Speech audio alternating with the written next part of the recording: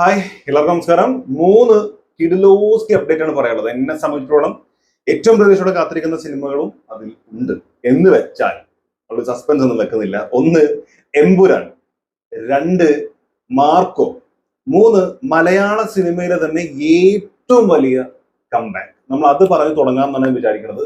ഇതാണ് പോസ്റ്റർ. നിങ്ങൾ കുറെ ആളുകൾ കണ്ടിട്ടുണ്ടാവും, പക്ഷെ കുറെ ആളുകൾ ഇപ്പൊ ആദ്യമായിട്ടായിരിക്കും കാണുന്നത്.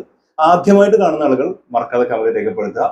ഇതിനു മുമ്പേ കണ്ടിട്ടുള്ള ആളെങ്കിൽ ഈ സാധനം കണ്ടപ്പോൾ ഫസ്റ്റ് ഉണ്ടായിരുന്ന ഒരു ചിന്ത എന്താണെന്നുള്ളത് നിങ്ങളൊന്ന് കമന്റ് ചെയ്യാൻ ശ്രമിക്കാം.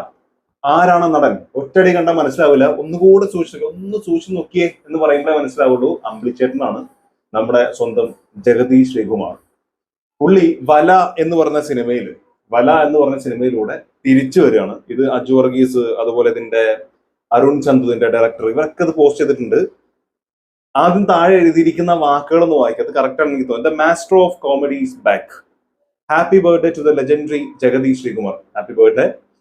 Get ready to witness his iconic return in Vala as professor Ambili aka uncle lunar. The stage is set for a comeback like no other എന്നാണ് പറഞ്ഞിരിക്കുന്നത്. സത്യമായിട്ടുള്ള കാര്യമാണെന്ന് എനിക്ക് തോന്നുന്നത്. വേറെ ഒരാൾക്കും അവകാശപ്പെടാനില്ലാത്ത രീതിയിലുള്ള വലിയ കംബാക്ക്. പുള്ളി സിനിമയിൽ നിന്ന് പോയതിനു ശേഷം ഉണ്ടായിരുന്ന ഒരു നഷ്ടം എത്രമാത്രമാണ് നമുക്കറിയാം. പക്ഷെ ഇത്തരത്തിലുള്ള കഥാപാത്രങ്ങളിലൂടെ ഇപ്പോഴെങ്കിലും തിരിച്ചു കൊണ്ടുവരാൻ ശ്രമിക്കുന്നത് വലിയ കാര്യം. CBI-ല് 5-ല് വന്നിട്ടുണ്ടായിരുന്നു, പക്ഷെ അങ്ങനെ വലിയ സംഭവമായിട്ട് തോന്നിയില്ല. പക്ഷെ ഇത് എന്താണ്, ഹോളിവുഡ് നടന്മാരെ പോലെയാണ് എനിക്ക് തോന്നുന്നത്. ഹോളിവുഡിലൊക്കെ നമ്മൾ കാണുന്ന നടന്മാരെ പോലുള്ള ഒരു വൻ മേക്ക് ഓവർ പോലെയാണ് എനിക്ക് തോന്നുന്നത്.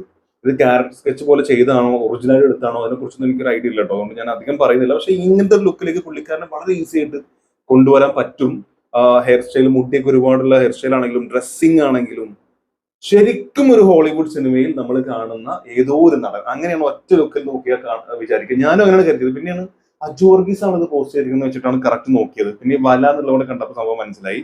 ഇവിടെയും വലിയ രീതിയിലൂടെ കൊടുത്തിട്ടുണ്ട്. ജഗദീഷ് ശ്രീകുമാർ ആസ് പ്രൊഫസർ അമ്പിളിയാക അങ്കിൾ ലൂണാർ ആർ എന്ന് കൊടുത്തിട്ട്, അല്ലെ? സോറി, അങ്കിൾ ലൂണ ആർ ആട്ടോ, ലൂണാർ അല്ല, സോറി. ഇവിടെ ലൂണാർ താഴെ എഴുതിയിട്ടുണ്ട്, അവിടെ ലൂണ ആർ എന്നാണ് എഴുതിയിരിക്കുന്നത്. Uncle Luna R. എനിവേ, ഇതൊരു വൻ പരിപാടിയായിട്ടാണ് തോന്നുന്നത്. പുള്ളി എത്രമാത്രം ഇതിൽ ചെയ്യും, ഇത്രമാത്രം വലിയ മാറ്റം എന്ന് പറഞ്ഞാൽ സംസാരിക്കാനൊന്നും അങ്ങനെ ആയിട്ടില്ല. പക്ഷെ ഏത് രീതിയിലാണ് പ്രസന്റ് ചെയ്യണമെന്ന് അറിയാനുള്ള വല്ലാത്തൊരു ത്വര നമ്മുടെ ഉള്ളിലുണ്ട്. ഒന്നാമത്തെ കാര്യം, ഈ ഒരു ലുക്ക് തന്നെ ഭയങ്കരമായിട്ട് കെട്ടിച്ചു എന്നുള്ളതാണ്. സോ അതൊരു വൻ പരിപാടി ആകട്ടെ. വല എന്ന് പറഞ്ഞ സിനിമയാണെങ്കിലും അറിയാലോ, നമ്മുടെ മലയാളത്തിലെ ആദ്യത്തെ എന്ന് പറയുന്നില്ല, അതിന്റെ കൂടെ തന്നെ എന്താണ് മഞ്ചേശ്വരം മാഫിയ അല്ലെ, മഞ്ചേശ്വരം തന്നെ അല്ലേ, അങ്ങനെ ഒരു സിനിമയുണ്ട്. അതായത് സോംബി മൂവി, മലയാളത്തിൽ വരുന്ന 2 സോംബി മൂവികളിൽ ഒന്നാണ് ഈ വല എന്ന് പറയുന്ന സിനിമ. സോ ഈ അങ്കിൾ പ്രൊഫസറിന് കുറച്ച് കാര്യങ്ങൾ ചെയ്യേണ്ടതാണ്, അങ്കിൾ ലൂണാർ. അടുത്തത് പറയാനുള്ളത്, മക്കളെ, ഇതാണ് പറയാനുള്ളത്. മാർക്കോ, ഈ പുള്ളി പറഞ്ഞ പോലെ സത്യത്തിൽ ഒറ്റക്ക് വഴിവെട്ടി വന്നവൻ എന്ന് നിവിൻ പോളി പറഞ്ഞ ആ വാക്കുകളെ കടമെടുക്കുകയാണെങ്കിൽ ഏറ്റവും കൂടുതൽ ആക്ട് ഇപ്പോൾ ഉള്ളത് നമ്മുടെ ഉണ്ണി മുകുന്ദൻ ചേട്ടനാണ്. മുകുന്ദേട്ടൻ വേറെ ലെവൽ പൊളിയാണ് പൊളിക്കുന്നത്, അല്ലെങ്കിൽ ഉണ്ണിയേട്ടൻ വേറെ ലെവൽ പൊളിയാണ് പൊളിക്കുന്നത്. 100 കോടി ക്ലബിലേക്കാണ് കയറിയിരിക്കുന്നത്. എങ്ങനെ 100 കോടി ക്ലബിലേക്ക് കയറിയിരിക്കുകയാണ് ചിത്രം. പേഴ്സണലി എനിക്ക് ഭയങ്കര സന്തോഷമുണ്ട്. കാരണം അത്രയും ഡിസേർവ്ഡ് ആണ് എന്നാണ് എനിക്ക് തോന്നുന്നത് സിനിമ. എപ്പോഴും ഈ സിനിമയെ കുറിച്ച് പറയുമ്പോൾ എടുത്ത് പറയാൻ ആഗ്രഹിക്കുന്ന ഒരു കാര്യം, നെഗറ്റീവായിട്ട് പല ആളുകൾ എപ്പോഴും പറയുന്നുണ്ടെങ്കിൽ പോലും സാറ്റിസ്ഫാക്ഷൻ ലെവൽ 100% ആണ്. അതുകൊണ്ട് ആ നെഗറ്റീവുകളൊന്നും ഞാൻ പേഴ്സണലി കാര്യമാക്കുന്നില്ല. 100 കോടി ഈസ് 100 കോടി. അത് കിട്ടേണ്ടുന്ന സിനിമ തന്നെയാണ് മാർക്കോ. ആൻഡ് ഫൈനലി അവരത് അച്ചീവ് ചെയ്തിരിക്കുകയാണ്. ഇനി 100 കോടി മാത്രമല്ല, ജസ്റ്റ് വളരെ കുറച്ച് ദിവസം റിലീസ് ചെയ്തിട്ടായിട്ടുള്ളൂ. ഇനിയും ഒരുപാട് അത് റൺ ചെയ്യാനുണ്ട്. കൊറിയയിൽ റിലീസായി, അതുപോലെ ചൈനയുടെ കാര്യങ്ങളൊക്കെ സംസാരിച്ചിരിക്കുന്നത്. റിലീസ് ആയില്ലല്ലോ എനിക്കറിയില്ല. തെലുഗുവിൽ വൻ അഭിപ്രായങ്ങളാണ് കേട്ടുകൊണ്ടിരിക്കുന്നത്. ബോളിവുഡിൽ വേറെ ലെവൽ അഭിപ്രായങ്ങളാണ് കേട്ടുകൊണ്ടിരിക്കുന്നത്. ഇപ്പോഴും മലയാളത്തിൽ പല തിയേറ്റേഴ്സിലും വളരെ മികച്ച രീതിയിൽ തന്നെ ചിത്രം ഓടുന്നുണ്ട്. സോ 200 കോടിയൊക്കെ ആവട്ടെ എന്ന് ആത്മാർത്ഥമായിട്ട് ആഗ്രഹിക്കുന്നു. എത്ര കളക്ഷൻ നേടും, സത്യസന്ധമായി നിങ്ങളുടെ അഭിപ്രായം ഒന്ന് ഗസ് ചെയ്യുകയാണെങ്കിൽ അത് നല്ല കാര്യമായിരിക്കും. വെറുതെ 500 ആയിരുന്നൊക്കെ വെറുതെ തള്ളി അങ്ങനെ വിടരുത്. നിങ്ങൾക്ക് സത്യസന്ധമായിട്ട് തോന്നുന്ന ആ രംഗം അതൊന്ന് പറയാൻ ശ്രമിക്കുകയാണെങ്കിൽ നല്ലതായിരിക്കും തോന്നുന്നു. അടുത്ത പറയാനുള്ളത് എമ്പുരാനെ കുറിച്ചാണ്. എമ്പുരാനെ കുറിച്ച് പറയുമ്പോൾ ഹൈപ്പ് കയറ്റി വെക്കാണെന്ന് ആരും വിചാരിക്കരുത്.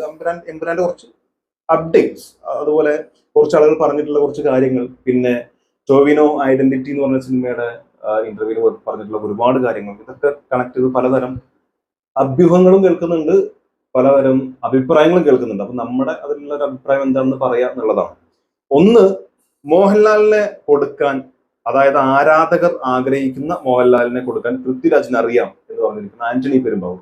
ആന്റണി പെരുമ്പാവൂർ ഇപ്പോ ഇൻസ്റ്റഗ്രാമിലൂടെ അവർ ചെയ്തിട്ടുള്ള ഒരുപാട് സിനിമകളുടെ പോസ്റ്റും അതിനെ കുറിച്ച് അഭിപ്രായങ്ങളും പല കാര്യങ്ങളായിട്ട് സീരീസ് തന്നെ നടത്തുന്നുണ്ട്. അതിന്റെ ഭാഗമായിട്ടാണ് പറഞ്ഞിരിക്കുന്നത്. ആശീർവാദ് സിനിമാസിന്റെ 25 വർഷത്തെ യാത്രയിൽ നാഴികക്കല്ലായ ചിത്രമാണ് ലൂസിഫർ എന്ന് പറഞ്ഞ ആന്റണി പെരുമ്പാവൂർ. ആരാധകർക്ക് വേണ്ട മോഹൻലാലിനെ കൊടുക്കാൻ പൃഥ്വിരാജ് എന്ന സംവിധായകൻ അറിയാമെന്നും കൂട്ടിച്ചേർത്തു. ആശീർവാദിന്റെ 25ാം വാർഷികത്തോടനുബന്ധിച്ച് താൻ നിർമ്മിച്ച ഓരോ ചിത്രത്തെക്കുറിച്ചും അണിയറ പ്രവർത്തനത്തെക്കുറിച്ചും ആന്റണി പെരുമ്പാവൂർ സോഷ്യൽ മീഡിയയിൽ കുറിപ്പുകൾ പങ്കുവെക്കുന്നുണ്ട്. ഇതിന്റെ ഭാഗമായിട്ടാണ് ഇപ്പോൾ ലൂസിഫറിനെ കുറിച്ചും ആന്റണിയുടെ കുറിപ്പ് എന്നാണ് പറഞ്ഞിരിക്കുന്നത്. ടോവിനോ പറഞ്ഞുള്ള കാര്യങ്ങൾ എന്തൊക്കെയാണെന്നുള്ളത് ഒന്ന് റിപ്പോർട്ടർ ചാനലിൽ വന്നിട്ടുള്ളതാണ്, നമുക്ക് ആദ്യം തന്നെ കേൾക്കാം. ഫിലിം ഉണ്ടാക്കിയ ഒരു ഓളം, ആ ഓളത്തിന് മുകളിൽ നിന്നില്ലെങ്കിൽ വലിയ ഒരു ബുദ്ധിമുട്ടുണ്ടാവും. അപ്പം ആ ഈ ഷൂട്ട് കഴിഞ്ഞതിന് ശേഷമേ എന്തൊരു ഫീല് ടൊവിനോക്ക്? അതിന്റെ സംവിധായകന് നല്ല കൃത്യമായിട്ടുള്ള ധാരണയുണ്ട് എന്താണ് ആ സിനിമ അച്ചീവ് ചെയ്യേണ്ടതെന്നും എങ്ങനെയാണ് ആ സിനിമ ഷൂട്ട് ചെയ്യേണ്ടതെന്നൊക്കെ നല്ല ധാരണയുള്ള ആൾ തന്നെയാണ്, അത്ര ബോധ്യമുള്ള ആളാണ്. അതുകൊണ്ട് അതിൽ അഭിനയിക്കുന്ന എനിക്കൊന്നും ഒരു ടെൻഷൻ ഇല്ല. അത് പുള്ളി പറഞ്ഞത് കറക്റ്റ് തന്നെയാണ്. കാരണം വീണ്ടും നമ്മൾ ലൂസിഫറിനെ കുറിച്ച് പറഞ്ഞില്ല, ആ സിനിമ കണ്ടിട്ടുണ്ടെങ്കിൽ ആ സിനിമ ചെയ്തു വെച്ച വിധം കണ്ടതിന് നമുക്കറിയാം. ആസ് എ ഡയറക്ടർ, എസ്പെഷ്യലി ഇത്തരത്തിലുള്ള വലിയ സ്കെയിലുള്ള കൊമേഴ്ഷ്യൽ പടങ്ങൾ ചെയ്യുന്ന സമയത്ത് അത് ഏത് രീതിയിൽ ചെയ്യണമെന്ന് വ്യക്തമായിട്ടുള്ള ധാരണയുള്ള ഒരു ഡയറക്ടർ തന്നെയാണ് പൃഥ്വിരാജ്. ഈവൻ ലാലേട്ടൻ പോലും അതിനെക്കുറിച്ച് സംസാരിച്ചിട്ടുണ്ട്. അതല്ലാതെ ഒരുപാട് നടന്മാരും കാസ്റ്റും ക്രൂവും ഒക്കെ ഇതിനെക്കുറിച്ച് സംസാരിച്ചിട്ടുണ്ട്. സോ നമുക്കും അത് ബോധ്യമായിട്ടുള്ള കാര്യമാണ്. ഇനി അവർ സംസാരിക്കുന്നതൊക്കെ പോട്ടെ, നടന്മാരെ സ്വാഭാവികമായിട്ടും അങ്ങനെ പറയുള്ളൂ. പക്ഷെ അതിനപ്പുറത്തേക്ക് നമ്മൾ കണ്ട് ബോധ്യപ്പെട്ടതാണ് ലൂസിഫറിലൂടെ. എംബ്രാനിൽ നമ്മൾ അത് പ്രതീക്ഷിക്കാം. ഇനി ക്ലബ് എഫ് എമ്മിൽ കൊടുത്തിട്ടുള്ള ഏറ്റവും കൂടുതൽ ആളുകൾ ഷെയർ ചെയ്തുകൊണ്ടിരിക്കുന്ന ഒരു വീഡിയോ ആണ് ഇത്.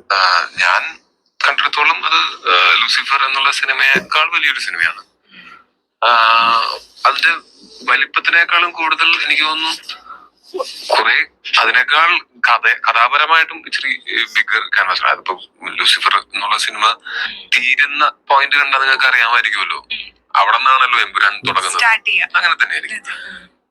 എന്റെ ക്യാരക്ടർ ആണെങ്കിലും കഴിഞ്ഞ തവണത്തെ പോലെ തന്നെ ഭയങ്കര ഇൻട്രസ്റ്റിംഗ് ആയിട്ട് ആ ക്യാരക്ടർ ഉള്ളത്. നല്ല കലക്കൻ ക്യാരക്ടർ ആർക്കാണ്. ഇവിടെ രണ്ട് കാര്യങ്ങൾ പറയേണ്ടതുണ്ട്. ഒന്ന്, ഇദ്ദേഹം പറയുന്ന ഘട്ടത്തിൽ നമുക്കറിയാം വളരെ ആലോചിച്ച് അധികം കാര്യങ്ങളൊന്നും പുറത്തു വിടാതെ വളരെ പറയാം എന്ന് തോന്നുന്ന കാര്യങ്ങൾ മാത്രമാണ് സംസാരിച്ചിട്ടുള്ളത്. ഇതിനപ്പുറത്തേക്ക് ഒരു വലിയ ഹൈപ്പ് ഉണ്ടാക്കാനോ ഒന്നും ഒരു കാസ്റ്റിംഗ് ക്രൂവും ശ്രമിച്ചിട്ടില്ലെന്ന് എനിക്ക് തോന്നുന്നത്. ഒരുപക്ഷെ ആന്റണി പെരുമ്പാവൂർ മാത്രമാണ് വലിയ വൻപൻ പ്രതീക്ഷയോടെ വലിയ സംഭവങ്ങൾ പറഞ്ഞുകൊണ്ടിരിക്കുന്നത്. അല്ലാതെ ഒരാളും ഇതിനെക്കുറിച്ച് സംസാരിച്ചില്ല. ഈവൻ ടോവിനോ ആണെങ്കിലും ഇതുവരെ കൊടുത്തിട്ടുള്ള ഏത് ഇന്റർവ്യൂവിൽ എടുക്കുകയാണെങ്കിലും നിങ്ങൾ ശ്രദ്ധിച്ചിട്ടുണ്ടെങ്കിൽ നിങ്ങൾക്ക് മനസ്സിലായിട്ടുണ്ടാവും. എമ്പുരാനെ കുറിച്ച് ചോദിക്കുമ്പോൾ വളരെ സിമ്പിളായി, വളരെ സമ്മറൈസ് ചെയ്താൽ ബ്രീഫായി കുറച്ച് കാര്യങ്ങൾ മാത്രം, പറയാവുന്ന കാര്യങ്ങൾ മാത്രം 4-5 വാക്കിലൂടെ പറയാനാണ് പുള്ളിക്കാരൻ ശ്രമിച്ചിട്ടുള്ളത്. ഇവിടെയും അങ്ങനെ തന്നെയാണ് പറയുന്നത്. അതുകൊണ്ട് തന്നെ തള്ളാണോ അല്ലയോ എന്നുള്ളത് നമുക്ക് അവിടെ മാറ്റി വെക്കാം. രണ്ട്, അഭിനയിച്ച അതിൽ ആ സെറ്റിൽ ഉണ്ടായിരുന്ന ഒരു വ്യക്തി എന്ന രീതിയിൽ പുള്ളി പറഞ്ഞ രണ്ട് കാര്യങ്ങളാണ്. അത് ഒന്ന്, ഇത് എന്താ പറയാ, ഈ സിനിമ എന്ന് പറയുന്നത് വലിപ്പം കൊണ്ട് ലൂസിഫറിനേക്കാൾ വലുതാണെന്ന് ഉദ്ദേശിച്ചത്. ഈ വലിപ്പം എന്ന് ഉദ്ദേശിച്ചത് ഓഫ് കോഴ്സ് ഇതിന്റെ ബഡ്ജറ്റും അതുപോലെ ഇതിന്റെ സ്കെയിൽ, ഇവർ ഈ പറയുന്ന സ്കെയിൽ ഉണ്ടല്ലോ, ഒരു കൊമേഴ്ഷ്യൽ പടത്തിന്റെ ഒരു വലിപ്പം, അത് കുറെ ക്യാരക്ടേഴ്സ്, പിന്നെ പല സ്ഥലങ്ങളിൽ ഇത് ഷൂട്ട് ചെയ്തിട്ടുണ്ട്, അതുകൊണ്ട് തന്നെ ബജറ്റിൽ വന്ന മാറ്റങ്ങൾ, പിന്നെ ഒരു പക്ഷേ ഇതിൽ അഭിനയിക്കുന്ന മറ്റു നടന്മാരും കാസ്റ്റൊക്കെ അവർ ഉദ്ദേശിച്ചിട്ടുണ്ടാവാം. പുറത്തുനിന്നുള്ള ആളുകളൊക്കെ പേര് കേൾക്കുന്നുണ്ടാക്കി എത്രമാത്രം നമുക്ക് അറിയില്ല. ഡോൺലിയുടെ ഒക്കെ പേര് കേൾക്കുന്നുണ്ട്. ഡോൺലി ഉണ്ടെങ്കിൽ ഒരു രക്ഷയില്ല, പിടിച്ച കിട്ടാത്ത പോക്ക് പോകും. അത് വേറെ കാര്യം. പക്ഷെ അത് സിനിമയുടെ ഹൈപ്പായിട്ട് നമ്മൾ വെക്കുന്നില്ല. ഡോൺലി ഉണ്ടെങ്കിൽ അതൊരു വൻ ഹൈപ്പ് തന്നെ ആയിരിക്കും. അതിന്റെ ഒരു ചെറിയ തരിയെങ്കിലും എവിടെയെങ്കിലും പടം ഇറങ്ങുന്നതിന് മുമ്പ് വന്നാൽ വരാതിരിക്കാനായിരിക്കും 99.9% ശ്രമിക്കുക.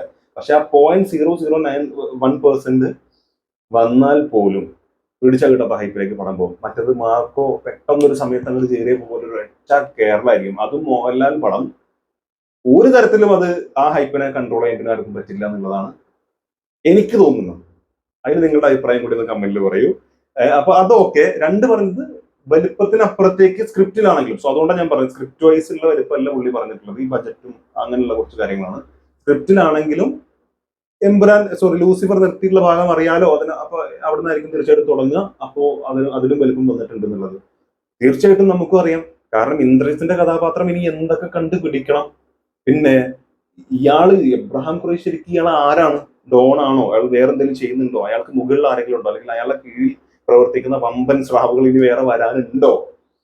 എന്ന് നമുക്ക് അറിയണം. പിന്നെ പൃഥ്വിരാജിന്റെ ക്യാരക്ടർ പറഞ്ഞു അല്ല, പൃഥ്വിരാജിന്റെ ക്യാരക്ടർ അത് ആരാണ്, എന്താണ്, ഇയാൾക്ക് ആ ക്യാരക്ടർ ആരാണ് തുടങ്ങിയുള്ള ഒരുപാട് ചോദ്യങ്ങളുണ്ട് അല്ലെ.